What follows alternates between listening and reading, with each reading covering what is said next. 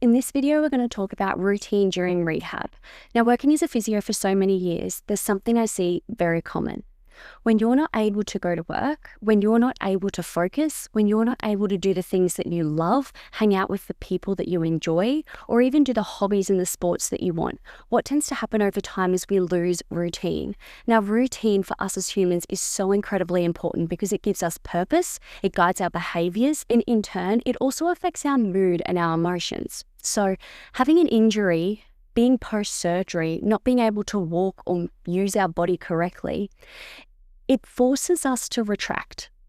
We retract from the people that we love, the environments that give us laughter, that give us happiness, that give us sunlight. It forces us to retract away from those, and our habits and our routines change. We start eating more unhealthy food. We start not sleeping because we're not in our normal circadian rhythms. We start mentally struggling because we're not out in the sunlight, we're not socializing, we're not eating good quality meals. We start to lose the desire to want to do anything. Now, I often hear it a lot where people go through rehab and outside of having a pain or an injury, they're busy. They can tackle a number of tasks. They can go to work. They can pick the kids up after work. They can play the sports they love. They can work on the businesses that they love. They can adopt new habits, they can invest. They're doing so much in one day.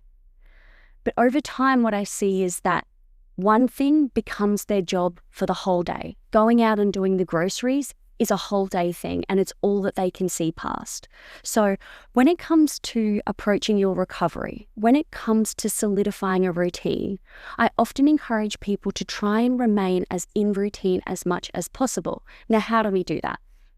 Let's say you are somebody that works a manual job, or you've had an injury to your lower body and suddenly you have to spend a couple of weeks at home. You're post-surgery, you've got to be at home for a couple of weeks.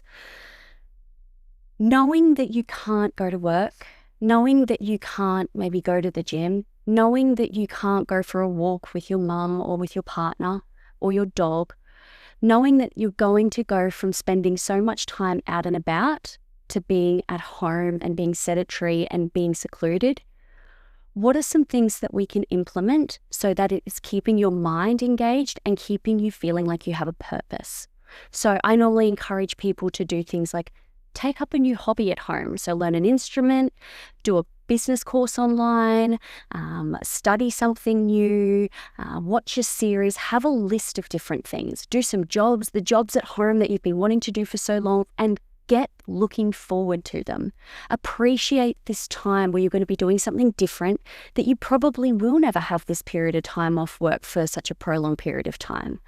It's all about how you view it, but we need to put in place things that are going to keep us in routine. Making sure that when you are at home and you're not having to be anywhere at a certain time, you are still setting an alarm. You're not sleeping in until 10 a.m. that day that's starting to affect your circadian rhythm. You're waking with the sun and you're winding down with the sun.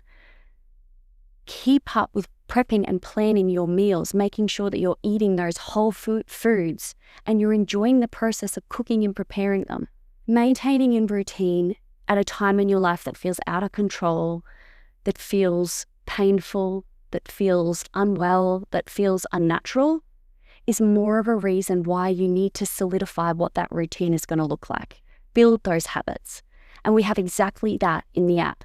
You can set reminders, you can set your to-do list, you can set your events, you can set your goals and your habits to solidify your routine. If you solidify your routine, there is a lot less time for the mind to race, for the mind to focus on pain, for the mind to focus on the things that it just can't do right now. If we can avoid time being spent in that mindset, that's going to save you a lot of emotion, it's going to save you a lot of stress, and it's going to save you a lot of pain, whether that be physical or mental. In another video, in our education section, we're going to talk about how pain can be affected by our mood. So what routine is a tool. It's one of the tools in your toolbox that you're going to implement into your routine process when it comes to your rehabilitation, that you're going to make sure you know how to use correctly. Don't look at rehab as one thing. Look at rehab as a job that you need to complete And what you need to do is make sure that you have all the tools there that are going to be right for you. And the great thing about a rehab diary is this is exactly the toolbox that you need.